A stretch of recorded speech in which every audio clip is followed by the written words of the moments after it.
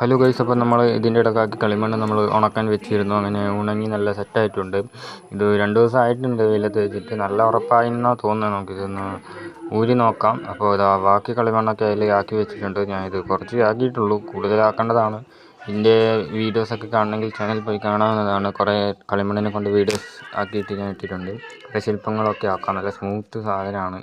അപ്പോൾ നല്ല നാച്ചുറലായിട്ടുള്ള കളിമണ്ണാണ് ഞാൻ ആക്കിയത്. അപ്പോൾ നമുക്ക് ഇത് ഊരി നോക്കാം, ഇതെങ്ങനെയുണ്ടെന്ന് നോക്കാം. ഞാൻ നല്ല സഞ്ചിയാണ് എടുത്തത്. കാണുമ്പോൾ ഇത് കച്ചറ പിടിച്ച പോലെ തോന്നും. ഇത് നമുക്കങ്ങനെ ഊരിയെടുക്കാം. അങ്ങനെ ഇത് ഊരിയെടുത്തിട്ട് നമുക്കിത് കളിമണ്ണ് പുറത്തേക്ക് എടുക്കാം. പയ്യെ എടുത്താൽ മതി. അല്ലെങ്കിൽ ഒട്ടിപ്പിടിച്ചിട്ടൊന്നുമില്ല. നല്ലോണം ഉണങ്ങിക്കിട്ടത് കൊണ്ട് കുഴപ്പമില്ലാത്ത രീതിയിലാണ് ആയത്. നല്ല നാച്ചുറൽ കളിമണ്ണാണ്. അങ്ങനെ നമ്മൾ എടുത്തിട്ടുണ്ട്. കുറച്ച് നൂലൊക്കെ, സഞ്ചീൻ്റെ നൂലാണ് അതിലായിട്ടുള്ളത്. അത് സീനില്ല, നമുക്കത് അത് നമുക്ക് എടുത്ത് കളയാം, കുഴപ്പമൊന്നുമില്ല. ഞാൻ കുറച്ചേ ആക്കിയിട്ടുള്ളൂ. കണ്ടോ, ഇത്രയും കുറച്ചാണ് ഞാൻ ആക്കിയത്. കൂടുതലാക്കേണ്ടതായിരുന്നു. കുറച്ച് ഞാൻ ആക്കിയിട്ടുള്ളൂ. കൂടുതലാക്കുന്ന വീഡിയോ ഇനി വരിക അതായിരിക്കും.